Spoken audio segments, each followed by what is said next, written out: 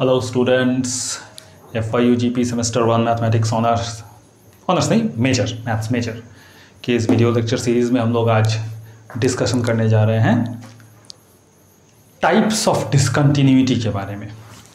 जैसा हम लोग जानते हैं कि एक फंक्शन अगर एक गिवन इंटरवल में उसका ग्राफ कहीं भी टूटता नहीं है तो उसको कहते हैं कंटिन्यूअस। ये डिस्कशन हम लोग कर चुके हैं। और अगर कहीं पर टूट गया तो उसको कहते हैं डिसकंटिन्यूअस। ठीक है ना। आज हम लोग जानेंगे डिसकंटिन्यूटी कितने प्रकार का होता है और ये सब कैसे चेक करें। ठीक है, तो चलिए लेट्स स्टार्ट द वीडियो।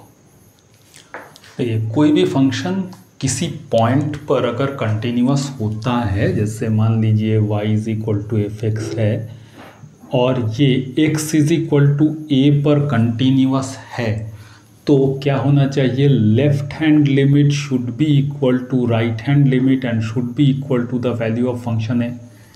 ठीक है, ये होना चाहिए। लेकिन अगर डिसकंटिन्यूअस होता है तो इसका मतलब इनमें से ये वाला चीज़ तो होल्ड नहीं कर रहा है। अब इसी के बेसिस पे हम लोग जानेंगे कि कितने प्रकार की डिसकंटिन्यूटी होती है। तो देखिए, पहला डिसकंटिन्यूटी है रिमूवेबल।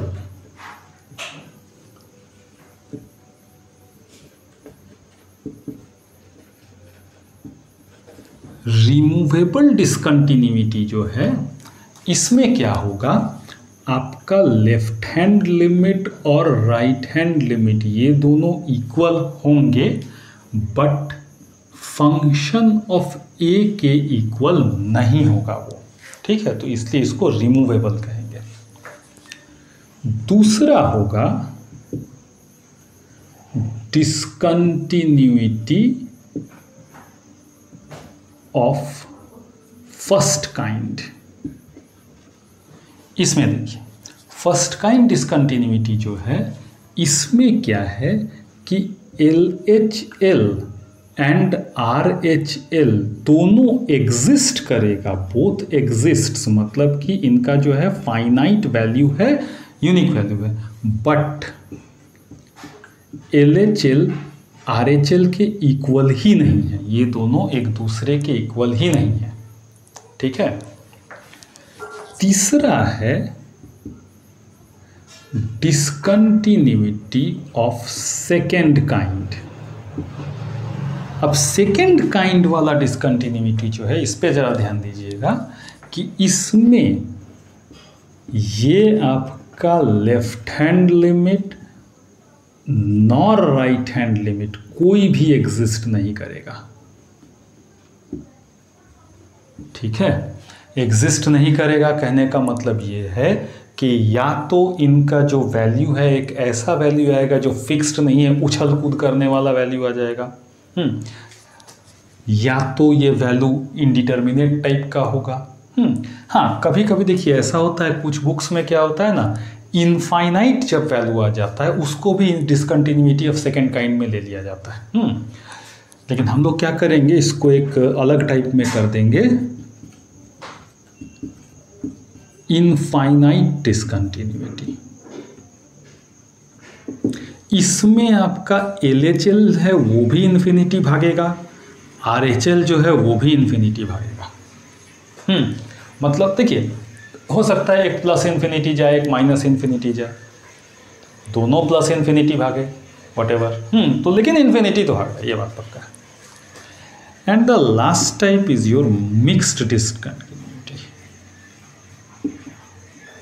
तो ये जो मिक्स्ड डिसकंटिन्यूटी है, इसमें है कोई एक RHL और LHL आपका हो सकता है एग्जिस्ट कर रहा हो, but the other is infinity. ठीक है, तो अगर इस तरह से कहानी लिखी गई है तो ये सब हैं डिसकंटिन्यूटी का टाइप। ठीक है, एक मिनट। तो इस प्रकार हम लोग इतने तरह के डिसकंटिन्यूटी को जान ले रहे हैं। रिमूवेबल, देखिएगा LHL RHL equal but function एक इक्वल नहीं। डिसकंटिन्यूटी ऑफ फर्स्ट काइंड, दोनों एग्जिस्ट करता है पर यही दोनों आपस में इक्वल नहीं है। डिसकंटिन्यूटी ऑफ सेकेंड काइंड, इन दोनों में से कोई एग्जिस्ट नहीं करता, ठीक है। इनफाइनाइट डिसकंटिन्यूटी, दोनों इन्फिनिटी। मिक्स्ड डिसकंटिन्यूटी, कोई एक एग्जिस्ट करेगा दूसरा नहीं करेगा। या तो इन्फिनिटी है या डज नॉट एग्जिस्ट, ठीक है, मतलब मिक्सिंग हो जा रहा है, तो इस तरह से है, ठीक है।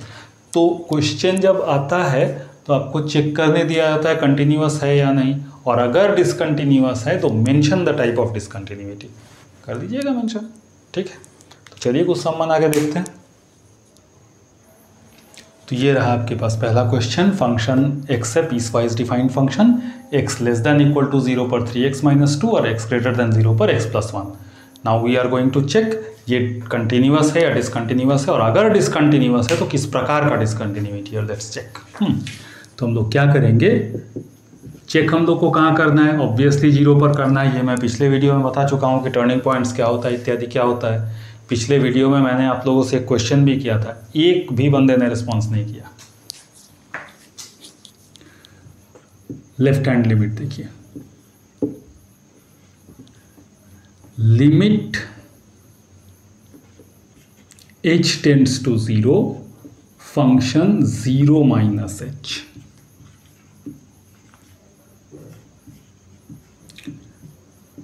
Negative h। अब ये वाला जो चीज़ है ये 0 से छोटा है, मतलब 0 से छोटा ये वाला, ये डेफिनेशन चलेगा। तो ये आपका हो रहा है लिमिट h टेंड्स टू 0 3 ऐसा, मतलब सॉरी ये ब्रैकेट नहीं देना। अब h अगर 0 डाल देंगे तो वैल्यू है -2, ठीक है। अब देखिए राइट हैंड लिमिट देखते हैं, limit h tends to 0 function 0 plus h,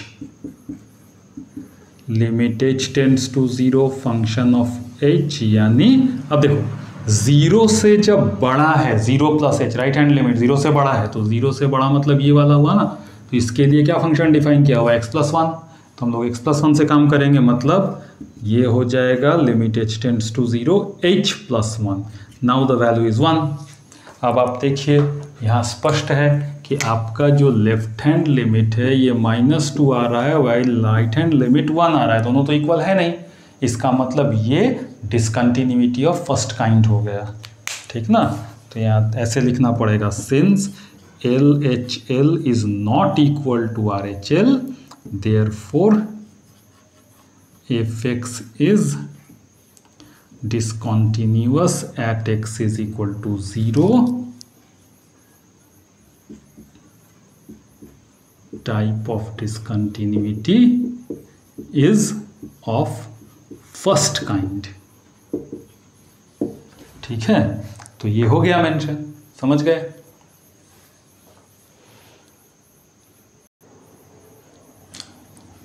ये रहा नेक्स्ट क्वेश्चन, क्वेश्चन वही है, चेक करना है, देखते हैं। तो देखिए जहाँ x नॉट इक्वल टू 2 ऐसा मेंशन किया हुआ हो, मतलब x not equal to some number, तो समझ लीजिए लेफ्ट हैंड लिमिट भी उसी फंक्शन से होगा, राइट हैंड भी उसी से होगा, ठीक है ना। तो हम लोग लेफ्ट हैंड लिमिट पे आते हैं, limit x tends to 2 minus, ऐसे भी लिख सकते हैं, या अगर हम चाहें तो h tends to 0 function 2 minus h, ऐसे भी मेंशन कर सकते हैं, कर ही सकते हैं। तो लिमिट हो गया,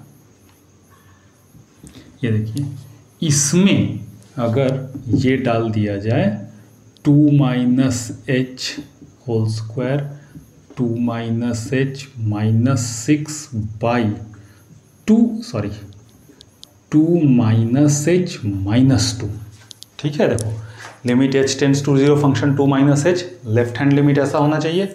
अब फंक्शन x क्या दिया हुआ है, ये है, तो यहाँ x के जगह पर 2 माइनस h पड़ेगा, ऐसे ही होता है।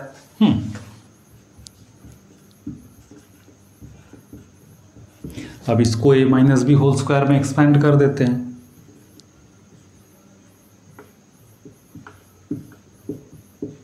माइनस h -6, और यहाँ 2 कैंसिल हो रहा है, माइनस h आ रहा है। तो आपको यहाँ क्या मिल रहा है, देखिए h टेंड्स टू 0, ये देखो 4 + 2 6, ये ख़त्म। अब यहाँ आपका आ रहा है h² - 5h / -h, ठीक है। तो बड़े आराम से आप यहाँ से h कॉमन ले सकते हैं, h - 5 / -h, h कैंसल। अब जैसे ही ये देखो ये क्या हो जा रहा है, limit h tends to 0, h - 5 / -1, तो द मोमेंट आप h = 0 यहाँ पे डाल रहे हैं तो ये क्या आंसर आता है, -5 / -1 अर्थात 5। इस आंसर से इमीडिएट हमें पता चल गया कि ये डिसकंटिन्यूअस है, ठीक है। अब डिसकंटिन्यूअस इसलिए है क्योंकि LHL एग्जिस्ट कर रहा है but the value is not equal to the value of function at 2, तो ये डिसकंटिन्यूअस है। अब क्वेश्चन ये उठता है कि अगर हम लोग को ये बताना हो कि डिसकंटिन्यूटी का टाइप क्या है, तो वहाँ समस्या, तो इसके लिए राइट हैंड लिमिट चेक करना ही पड़ेगा। तो राइट हैंड लिमिट जब चेक करेंगे तो limit h tends to 0 function 2 + h होगा, तो ये आपका आ रहा है limit h tends to 0 2 + h whole square plus 2 + h - 6 / 2 + h - 2 solve किया जाए। ये समझ में आया किस प्रकार से हो रहा है। तो this is 4 + 4h + h², 2 + h - 6 / नीचे 2 कैंसिल h, तो आप 4 + 2 और 6 काट देंगे तो ये आ जाएगा limit h tends to 0 h² + 5h / h, ठीक है ना। ऊपर वाले से फिर h कॉमन लिया जा सकता है, आराम से कॉमन ले लेते हैं, limit h tends to 0 taking h common, h + 5 / h cancelled, h 0 डालने से 5। तो देखो इस प्रकार से हम लोग को क्या मिल रहा है, left hand limit is equal to right hand limit but not equal to function 2, तो डिसकंटिन्यूअस तो हो गया। अब किस प्रकार का डिसकंटिन्यूअस हुआ, ये हुआ रिमूवेबल डिसकंटिन्यूटी। तो इसका जो टाइप है ये है रिमूवेबल, ठीक है। तो ये हुआ डिसकंटिन्यूटी, इस तरह से हम लोग जांच करेंगे डिसकंटिन्यूटी का, ठीक। तो चलिए नेक्स्ट क्वेश्चन की तरफ आगे बढ़ते हैं। चलिए ये नेक्स्ट क्वेश्चन, ये बड़ा इंपॉर्टेंट क्वेश्चन है कोल्हान यूनिवर्सिटी के लिए, ठीक है, अच्छे से बनाइएगा। तो e⁻ 1/x - 1 divided by e⁻ 1/x + 1 when x is not is equal to 0, मतलब लेफ्ट हैंड राइट हैंड दोनों लिमिट में एक ही डेफिनेशन है, 0 when x is equal to 0। तो इसका चेक करते हैं, चलिए लेफ्ट हैंड लिमिट देखते हैं। तो लेफ्ट हैंड लिमिट आपका आएगा limit h tends to 0 function 0 - h, कहने का माने limit h tends to 0 function -h। अब हम लोग क्या करेंगे, इस वाले फंक्शन में ये जो दिख रहा है आपको ये फंक्शन, इसमें x के जगह पर क्या रख देंगे, -h। तो limit h tends to 0 e 1/-h - 1 e 1/-h + 1। अब देखिए खेल यहीं से शुरू हो रहा है। अब आप कल्पना करो कि आप h के जगह पे 0 रख दे रहे हो, लेकिन इसको ऐसे नहीं रखना। देखो क्या है, अगर यहाँ पर -0 रखोगे तो ±0 का तो कोई मतलब नहीं बनता, नहीं ना। और हमारे जो स्टैंडर्ड फॉर्म में डिनोमिनेटर में नेगेटिव नहीं रखते हैं, ठीक है।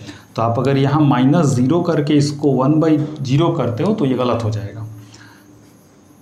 तो क्या करना है आपको, इसको स्टैंडर्डाइज करना है, -1/h।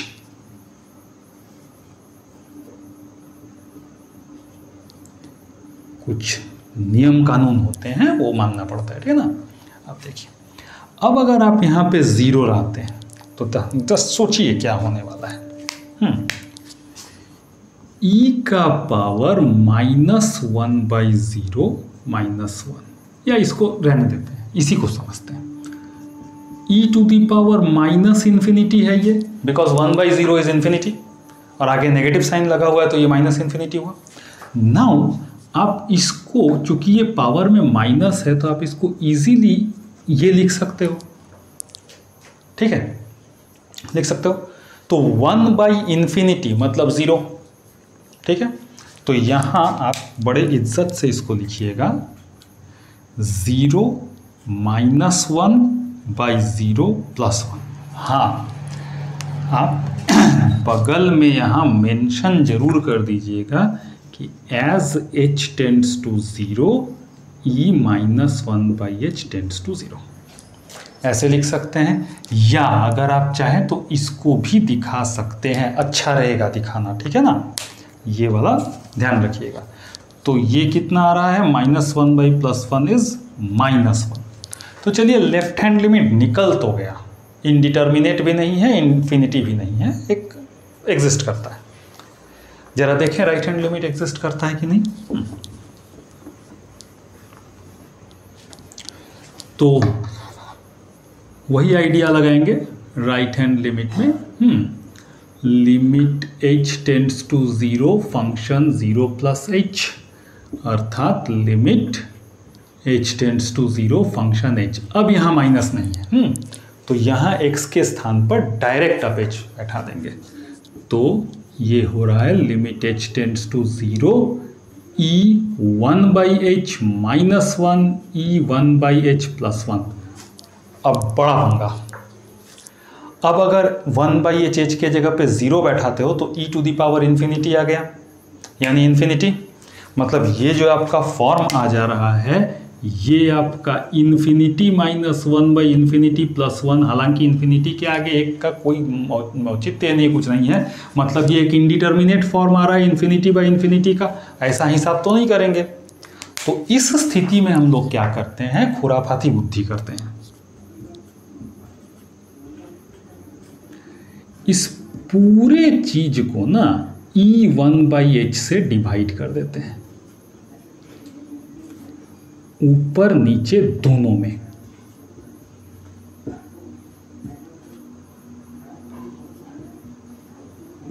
ठीक है, देखो e 1/h से ये चारों डिवाइड हो गया, बैलेंस भी हो गया। तो मजा क्या आया, लिमिट h टेंड्स टू 0, ए वाला कट जाएगा 1, उसको रहने देते हैं। हाँ, 1 + 1/e 1/h। अब देखो e 1/h इन्फिनिटी है, तो as h tends to 0 e 1/h tends to infinity. यही है यहाँ का मजा। तो जब ये इन्फिनिटी जा रहा है तो 1/∞, यहाँ पर ध्यान दीजिएगा, ये जो जगह है आपका, ये क्या हो जा रहा है 1/∞, 0। ये जगह देखिए 1/∞, फिर से 0, यानी ये आपका आ रहा है लिमिट h टेंड्स टू 0। अब हटाइए, इसको लिखने की आवश्यकता नहीं है।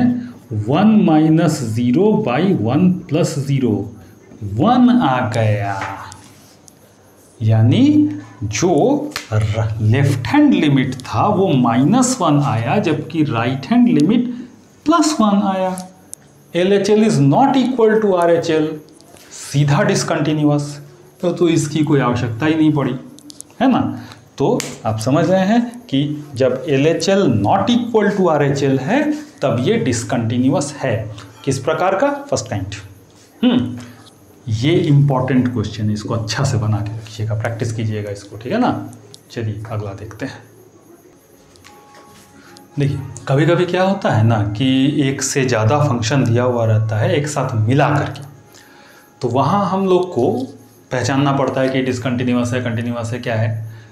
और मुश्किल कब होता है, जब ये ऑब्जेक्टिव में दिया हुआ है। अब सोचिए MCQ का क्वेश्चन दिया हुआ, अब इतना लंबा डिसकंटिन्यूटी कंटिन्यूटी का टेस्ट करने जाएंगे, ठीक है।